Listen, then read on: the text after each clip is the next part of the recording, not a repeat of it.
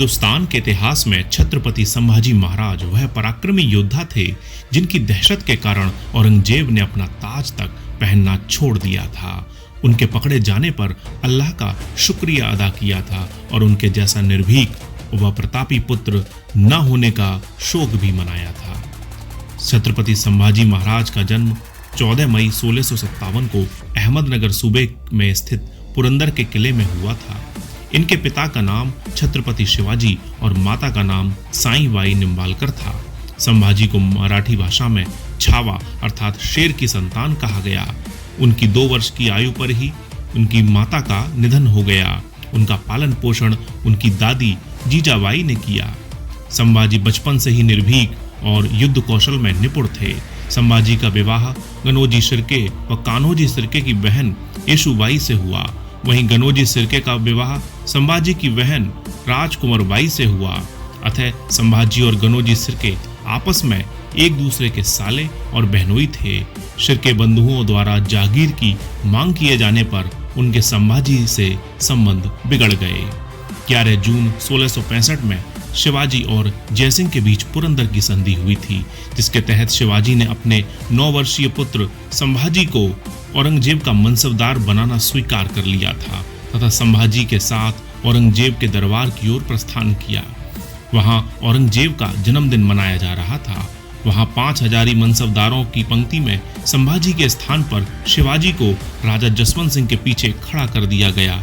अतः शिवाजी यह अपमान सहन न कर सके और मिठाई के टोकरे में छिपकर और बाद में सन्यासी का वेश धारण कर दक्कन आ गए, जबकि अपने बेटे संभाजी को मथुरा में एक विश्वसनीय मराठा परिवार में छोड़ दिया और उनके मरने की अफवाह फैला दी ताकि मुगल उनके बेटे को न पकड़ सके।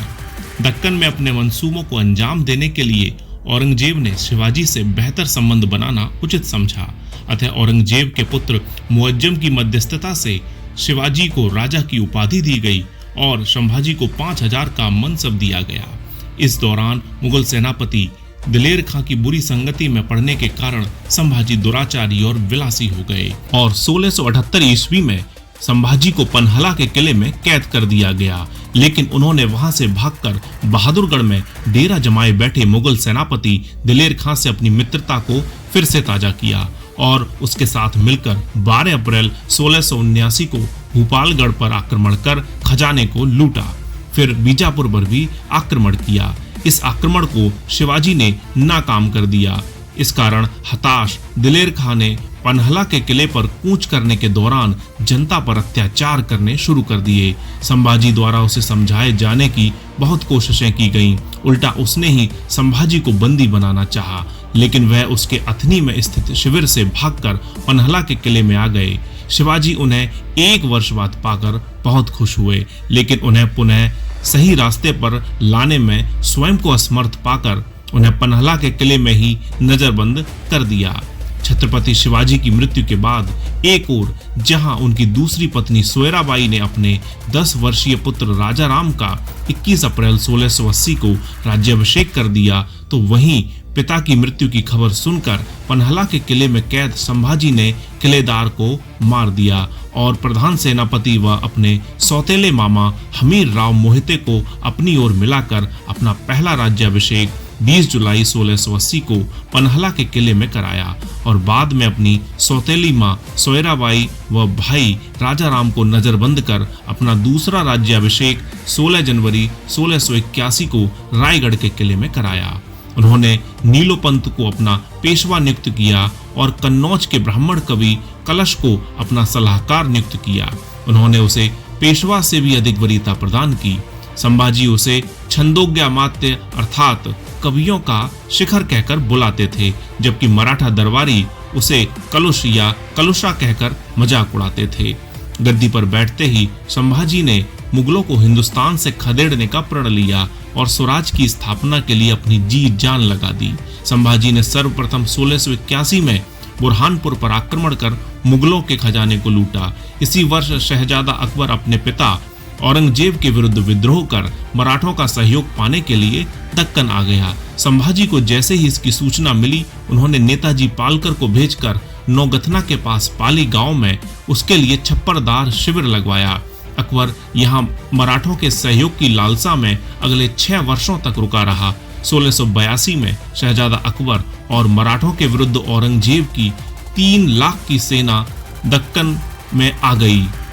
संभाजी जहां एक ओर आंतरिक षड्यंत्रों, जंजीरा के सीदियों और पुर्तगालियों के विद्रोह को दबाने में व्यस्त थे, तो वहीं दूसरी ओर वह शहजादा अकबर जैसे एक मुगल की सहायता करने के सख्त खिलाफ थे। अतः ऐसी परिस्थितियों का फायदा उठाकर औरंगजेब ने 1686 में बीजापुर, 1687 में गोलकुंडा जीत लिया और इसी वर्ष शहजादा अकबर निराश होकर हमेशा हमेशा के लिए ईरान चला गया।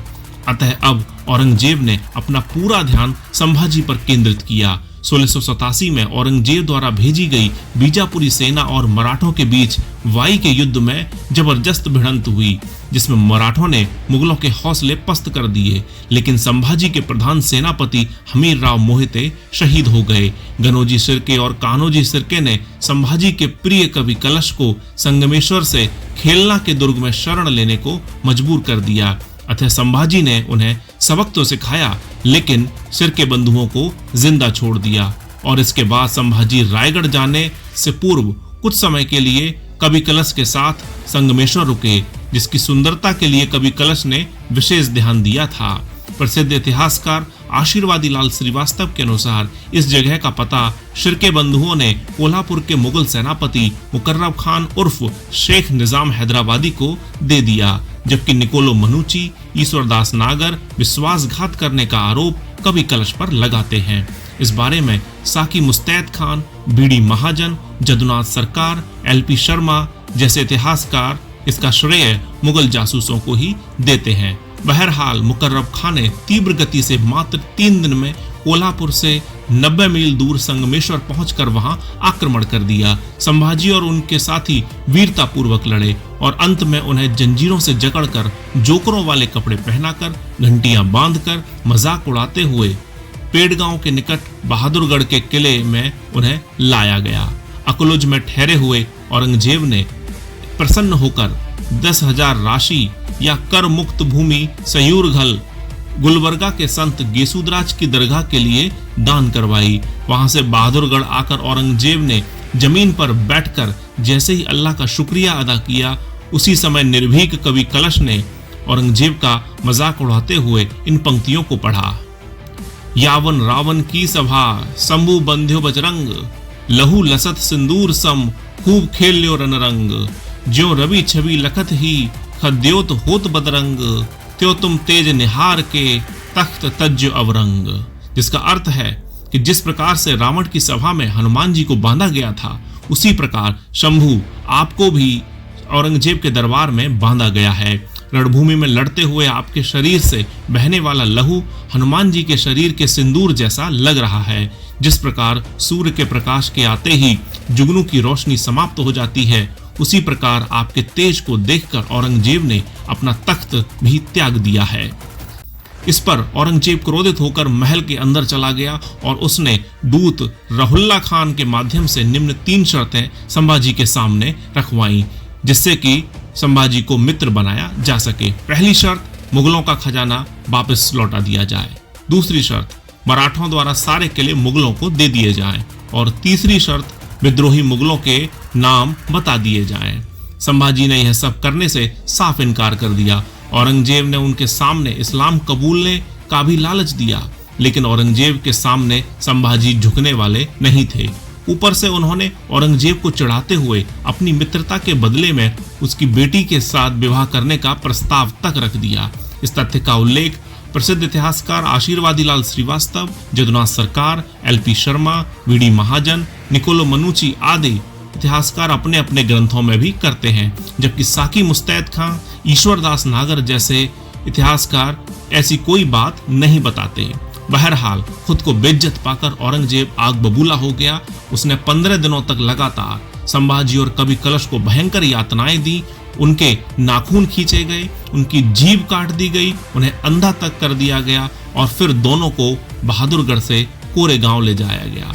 निकोलो मनुची, जदुनाथ सरकार, आशीर्वादी लाल श्रीवास्तव, एलपी शर्मा, वीडी महाजन के अनुसार कोरेगांव में 11 मार्च 1689 को उनके शरीर के टुकड़े टुकड़े करके कुत्तों के सामने डाल दिया गया। उनके सिर में भूसा भरकर सारे दक्कन में घुमाया गया। ऐसा माना जाता है कि कुछ समय बाद उनके सिर व अन्य हिस्सों को पास के ही स्थान वधुभद्रक से प्राप्त किया गया और भीमा नदी के किनारे स्थित तुलापुर में उन दोनों का अंतिम संस्कार कर दिया गया। उन दोनों की समाधि आज भी तुलापुर में है। छत्रपति संभाजी महाराज हिंदवी स्वराज व हिंदू धर्म की अस्मिता की रक्षा के लिए औरंगजेब से अंत तक लड़े और उससे किसी भी शर्त पर समझौता नहीं किया। इस कारण उन्हें धर्मवीर की उपाधि दी गई। उनकी शहादत ने एक संभाजी के स्थान पर अनेक संभाजी को जन्म दिया, जिस पर नियंत्रण के लिए औरंगजेब ताउम्र दक्कन में पड़ा रहा और दक्कन में स्थित औरंगाबाद से ही वह दुनिया से रुखसत हो गया।